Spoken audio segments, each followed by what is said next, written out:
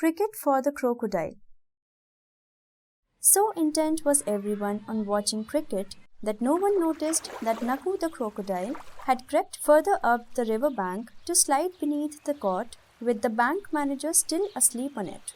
There was just room enough for Nakoo to get between the legs of the cot. He thought it was a good place to lie concealed, and he seemed not to notice the large man sleeping peacefully just above him. It was not long before Nakoo dozed off too. Only, instead of snoring, Nakoo appeared to be whistling through his crooked teeth. 75 for 5, and it looked as though Ranji's team would soon be losing badly. Sundar joined Ranji and, to everyone's delight, played 2 drives to the boundary. Then, Ranji started playing confidently and cut and drove the ball for successive 4s. The score began to mount steadily. 112 for 5. Once again, there were visions of victory.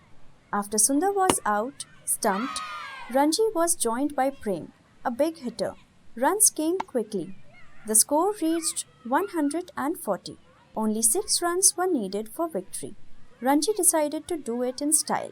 Receiving a half volley, he drove the ball hard and high towards the banyan tree. Thump! It struck Nakoo on the jaw. It was the second time that day he had been caught napping. He had had enough of it. Nakoo lunged forward, tail thrashing and jaws snapping. The cot, with the manager still on it, rose with him. Nakoo and the cot were now jammed together, and when Nakoo rushed forward, he took the cot with him. The bank manager, dreaming that he was at sea in a rowing boat, woke up to find the cot pitching violently from side to side. "Help!" he shouted.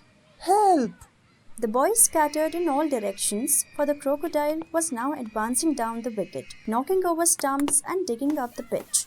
He found an abandoned sun hat and swallowed it.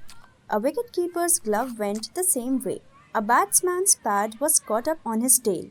All this time the bank manager hung on to the cord for safety. But would he be able to remain out of reach of Nakoo's jaw and tail? He decided to hang on to the cord until it was dislodged.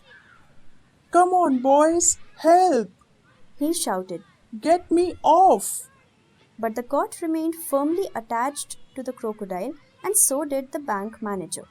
The problem was solved when Nakoo made for the river and plunged into it.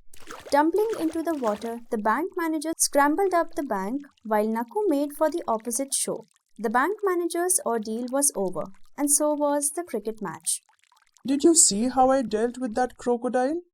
the bank manager said, still dripping but in a better humor now that he was safe again. "By the way, who won the match?" "We don't know," said Ranji as they trudged back to their bicycles. "That would have been a 6 if you hadn't been in the way." Sheru, who accompanied them as far as the main road, offered a return match the following week.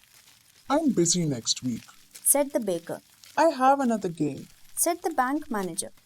"What game is that, sir?" asked Ranji. "Chess," said the bank manager. But Ranji's team did, in fact, win the next match. Nakoo the crocodile did not trouble them because the cord was still attached to his back, and it took him several weeks to get it off. A number of people came to the river bank to look at the crocodile, who carried his own bed around. Some even stayed to watch the cricket.